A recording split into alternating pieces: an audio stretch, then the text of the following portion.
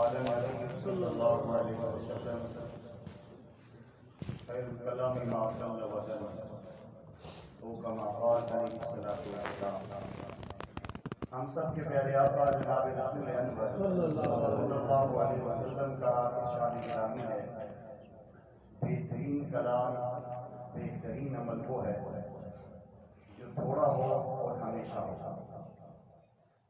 اور ایک دوسری روایت میں اندر آتا ہے کہ صحابی رسول صلی اللہ علیہ وسلم سے آپ سے پوچھا کہ آقا کریم علیہ السلام انتہائی اقتصاد اور چاہتے کوئی نصیحت فرما دیں جس کو میں پڑھ لوں میں مان لوں۔ آپ نے فرمایا قل آمنت باللہ ثم استقیم، کہو کہ میں اللہ پر ایمان لایا پھر اس پہ استقامت اختیار کیا۔ اس لیے کہا گیا ہے کہ استقامت فوق الکرامۃ، کسی ایک عمل پہ استقامت اختیار کرنا 1000 کرامتیں ظاہر کرنے سے بہتر ہے۔ اللہ کی توفیق سے، اللہ کے فضل سے الحمدللہ ہم نماز میں آ رہے ہیں، تلاوت کر رہے ہیں، اعمال میں جڑے ہوئے ہیں۔ یہ اللہ کی بہت بڑی عنایت اور اللہ کی توفیق ہے۔ ایک قدم اس سے اگلا ہے کہ اس میں ہم اللہ تعالیٰ سے استقامت مانگیں اور اس عمل کو ہمیشہ جاری رکھنے کی کوشش کریں۔ انسان رمضان میں تو نماز کی، تلاوت کی، اعمال کی کوشش کرے، کسی نہ کسی درجے میں لگا رہے، اور جو ہی جمعۃ الوداع آئے تو اس کے بعد ساری چیزیں الوداع کر کے پھر ایک اگلے سال کی رشت میں چلا جائے، یہ چیز ٹھیک نہیں۔ اللہ تعالیٰ کو وہ لوگ انتہائی محبوب ہوتے ہیں کہ جو اعمال میں استقامت اختیار کرتے ہیں۔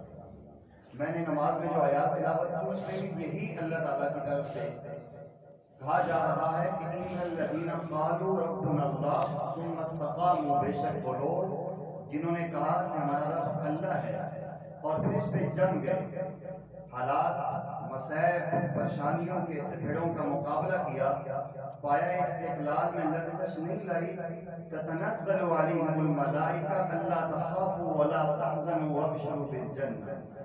ان کے لیے جب موت کا وقت آئے گا تو فرشتے اللہ کی رحمت پر اتریں گے اور ان کہا جائے گا نہ خوف کھاؤ نہ غم کھاؤ، تمہارے لیے جنت کی خوشخبریاں ہیں۔ وَلَكُمْ فِيهَا مَا تَشْتَهِيهِ الْأَنفُسُ وَتَلَذُّ الْأَعْيُنُ، تمہیں وہ کچھ ملے گا جس سے تمہاری آنکھوں کی ٹھنڈک تمہیں نصیب ہوگی، تمہاری دلی چاہتے اور تمنائیں پوری ہوگی۔ دنیا میں جو انسان رب چاہی زندگی گزارتا ہے، مرنے کے بعد اللہ اسے من چاہی زندگی عطا کرتے ہیں۔ اگر میں اور آپ یہ چاہتے ہیں کہ عزتیں، رفتیں، بلندیاں، یہ شان ہمیں نصیب ہوں تو اللہ سے استقامت مانگیں۔ یہ بہت بڑی نعمت ہے، استقامت اختیار کرنا بہت بڑی نعمت ہے۔ میں نے گزشتہ آپ کو یاد ہوگا سورہ اعراف سے پہلی سورت میں ہی بھی عرض کیا تھا کہ اللہ نے فرمایا من جاء بالحسنۃ فلہ عشر امثالھا، جو ایک نیکی لے کر آئے گا ہم 10 گنا اس کو بدلہ دیں گے۔ تو نیکی کرنا بھی کمال ہے، لیکن نیکی کو سنبھال کے رکھنا اور مرنے کے بعد ساتھ لے کر جانا یہ کمال ہے۔